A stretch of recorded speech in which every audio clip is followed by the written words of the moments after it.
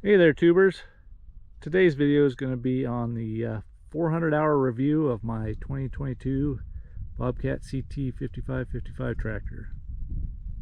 Now, some of you might already know, but this is my second 5555. My first one was a 2020, and it was a complete disaster of a tractor. You could take a rock and throw at it and you'd be hard pressed to not hit something that I had an issue with. It was a complete disaster, and because of that, Bobcat ended up buying it back from me with the understanding that I would buy another one. Now, if I hadn't taken that option, I would have been stuck with that tractor, and I knew it was a dud, so anything was better than what it was, and that's why I ended up with this one. And I can say that this one is a day and night difference between that one. I've had very few issues.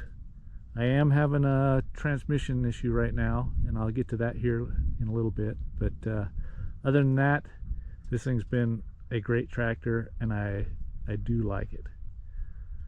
So what I like to do on these reviews is start at the front and just work my way back and kind of tell you what I like and dislike.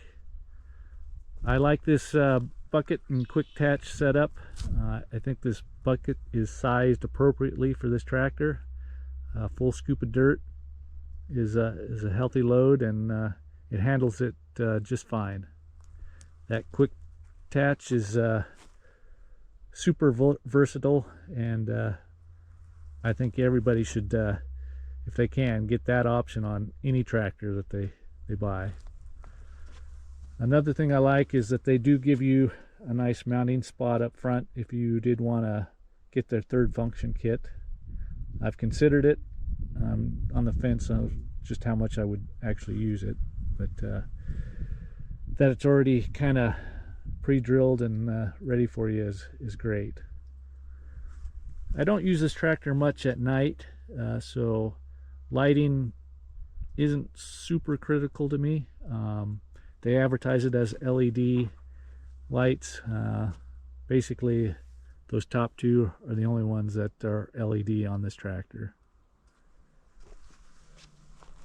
The front end is super beefy, and the turning radius is fantastic.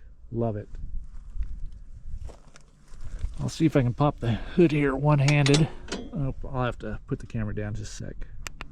Voila, I'm back. All right. So that battery, man, it couldn't be in a better spot. That is super simple to get to and access. Same with the air filter and the coolant reservoir. Ideal. And the one thing on my 2020 tractor that I didn't have any issues with was the engine and the DPF system. A lot of manufacturers are having issues with their DPF systems, and that tractor had just under 500 hours when I got rid of it, and not one issue whatsoever. And that goes the same for this tractor. I've had zero issues that way. So I think Daedong has got it figured out for the most part. Time will tell. According to the book, that DPF filter has a 2,000-hour life limit. So we'll see as we start getting closer, getting more hours on it, if that becomes a factor down the road here. But as of right now, not an issue whatsoever. One thing that has been somewhat controversial in my videos is lift capacity of this tractor. It's advertised at a little over 2,400 pounds. I've never been able to come close at lifting that.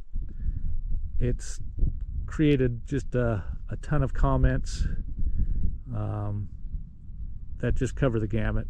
That I'm an idiot, I don't know what I'm talking about, to I don't understand this or that or whatever. So I'll just say that I cannot lift 2,400 pounds with this tractor, which is the way I read their ratings. So that's a disappointment, but I can live with it. it picks up 1,800 pounds all the time. So yes, it's substantially less, but I can live with it. So I'm going to just kind of cruise over that because it does cause a lot of controversy. On my 2020, I had problems with the fan. This one, I've had no problems whatsoever with the fan.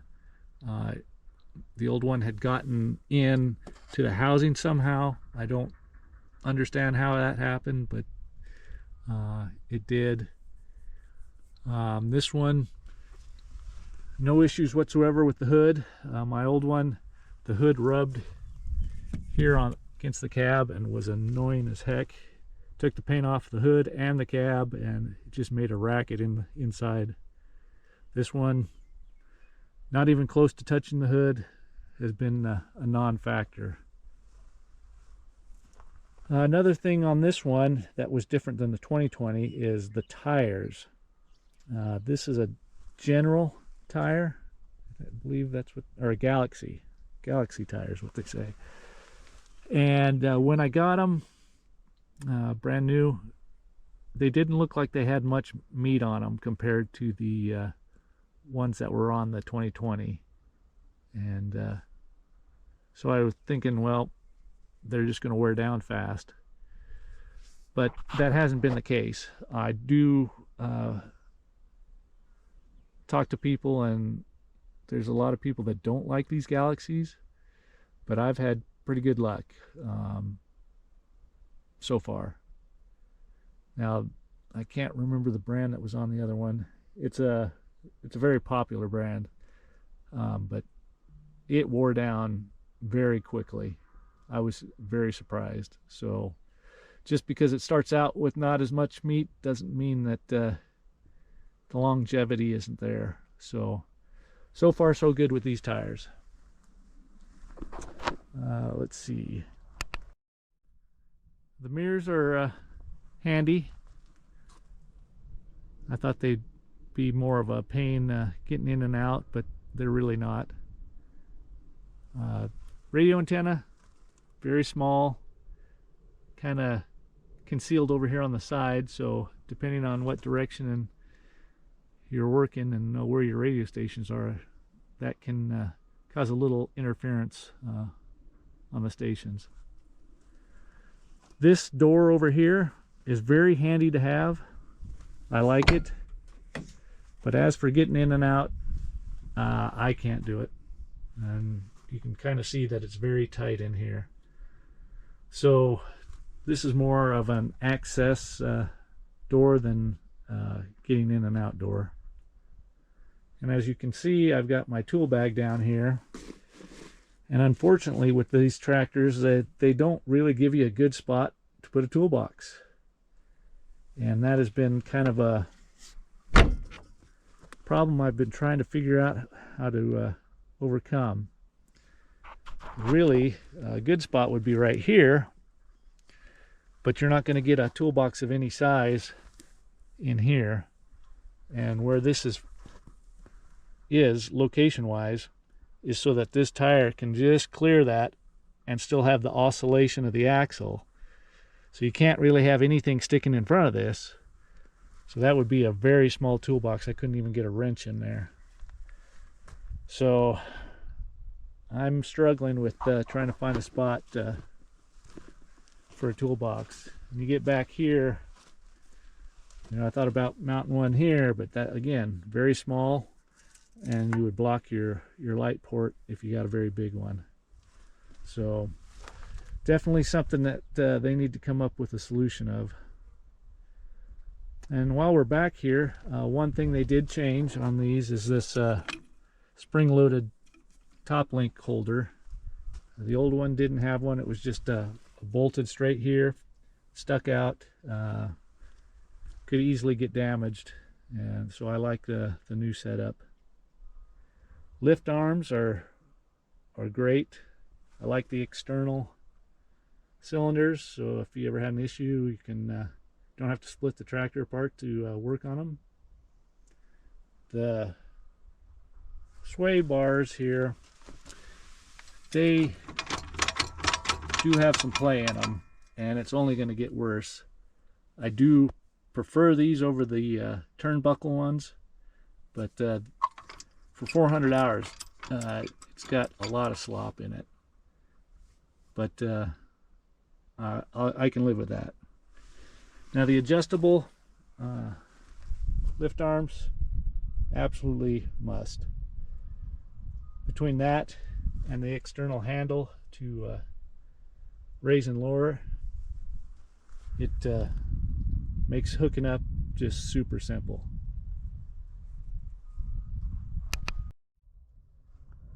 Also, while we're back here, on my 2020, something shorted out internally on this brake light housing, and it was blowing fuses in the cab, and as soon as you turn the key on, it'd blow a fuse. So I wasn't able to start the tractor at all. Dealership came out, fiddle farted around, and I ended up being the one that diagnosed what was going on. So they had to replace that housing. And I thought maybe that was a one-off, but actually I had the same issue with this tractor. It just happened just under 100 hours, if I remember right. Same thing, shorted out, started blowing fuses.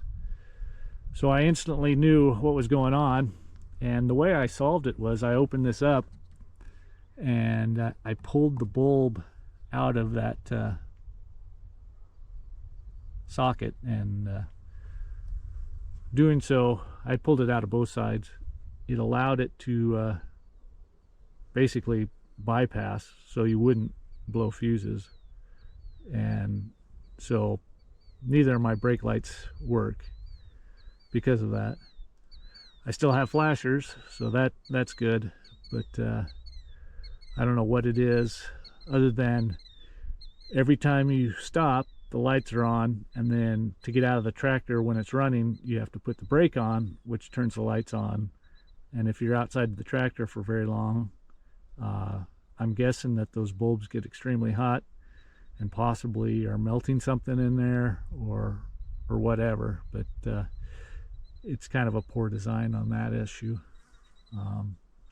Also, while I was back here, I used to have a slow moving vehicle sign up there, and as you can tell, it's not there anymore. That's what's left of the bracket. It vibrated pretty good. It was a lot of weight just hanging out there, and eventually just snapped off. So I don't have one anymore. And this is for a beacon, if you were to get that option. I don't really need one, so I haven't gotten one. So I guess let's see what else out here. Fuel tank. This does the same thing as my first one.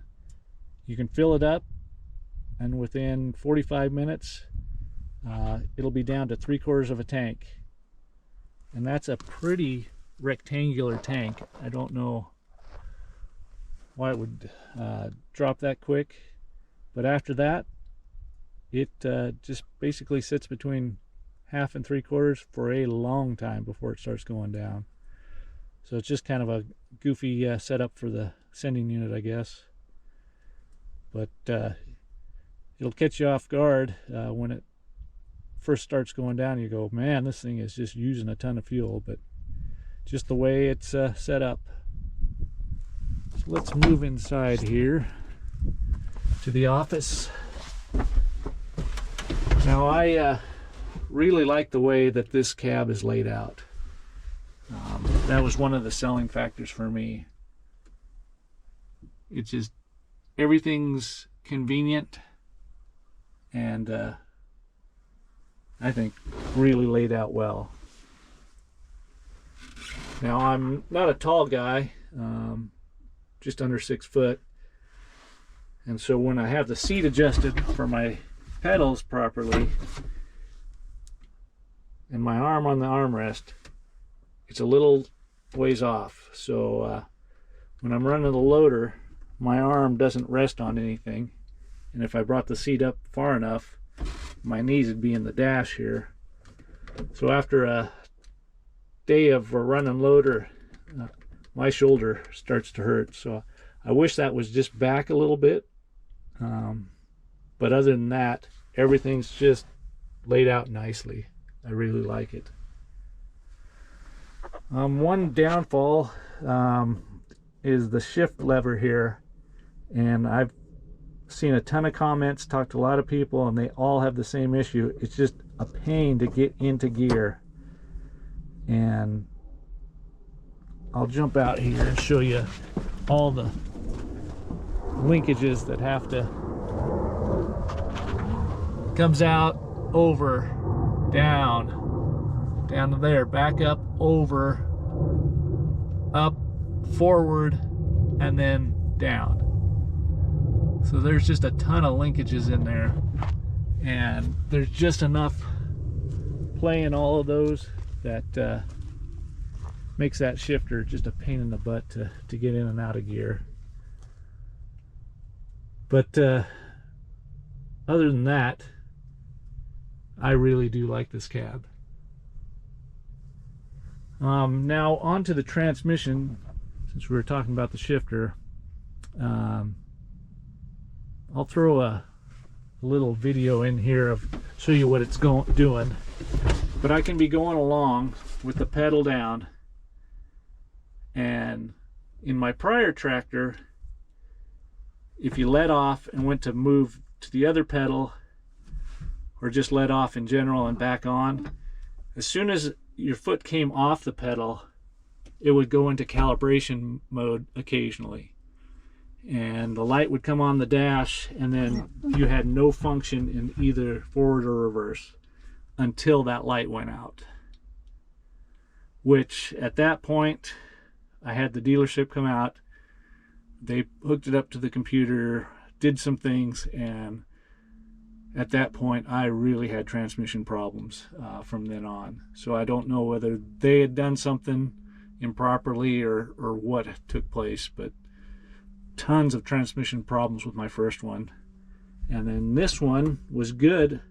It would occasionally get a calibration light, again when my foot wasn't pressing one of the pedals. But this one will now, and it's been just within the last 100 hours, I can have this depressed, be cruising down the road or wherever, not move my foot whatsoever, and the rear tires will lock up. It'll throw you forward in the seat. I've had stuff in my bucket that dumped out. I've had stuff on my pallet forks that have fallen off. It's just like hitting the brakes, and the calibration light comes on, and then it will not go off until you release the pedal and wait. And it is not only dangerous, it could be devastating to that transmission the way it's doing it, because it is just locking the rear tires up, and you come to a skidding halt. My biggest fear is if I'm trying to carry something with the loader that's crucial, and possibly have somebody helping me load or unload something, and I just move a little bit and it locks up and I end up dumping it and injuring somebody. That's my biggest fear right now. Okay, so I'm cruising down a farm lane here. I wanted to see if this thing is gonna have any issues, and right away it does. And my foot's still on the pedal, that's why the light's still on. I just let off. I'm trying to show the skid marks there, but they didn't show up really well on the camera. Start going again here, and bam, once again comes to a screeching halt. Lights on, my foot's still on, I just let it off, light goes out, now I can go forward, and then it does it again. And as you can see, wait till I put my foot off, then the light goes out. If I left my foot on there, it would stay, the light would stay on, and I wouldn't be able to go.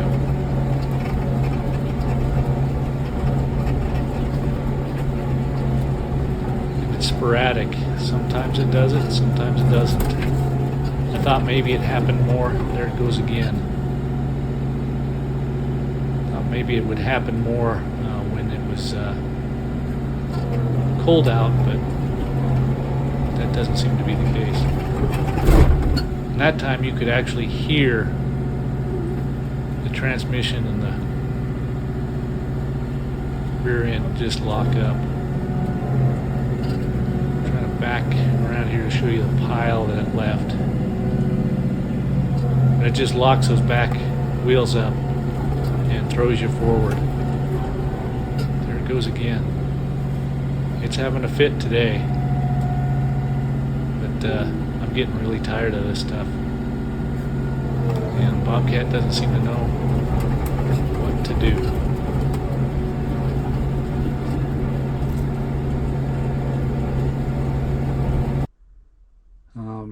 I've been in contact with Bobcat over it, and it's, like I said, it's been going on for almost 100 hours now, and they have come up with no solutions. So of all the things with this tractor, the transmission is its biggest downfall. They don't offer a manual transmission from Bobcat. Coyote does. This is basically a Coyote NX tractor, just painted white. And Coyote offers a 24x24 manual transmission. So if I were to get rid of this one, I would probably go to the Coyote and get the manual transmission and just get completely away from this hydrostat. There's too many sensors and electronic crap attached to this particular transmission that I think it's just a killer combination. But other than that, I really do like the tractor. I think it's a good looking tractor. It's a versatile tractor. If we could solve the transmission problems with it, I would wholeheartedly tell you to go out and buy one today. I know there's been quite a few guys that have had transmission problems. I've heard from a lot of them, and they just don't. Everybody seems to think that Bobcat doesn't have an answer for it. So I don't know what to say on that part, but like I said, manual transmission, this would be a fantastic tractor. So with that, any questions or comments? I know I kind of went through it fast, but I'm trying to keep these videos short. Just leave them below. Otherwise, I'll talk to you later. Bye.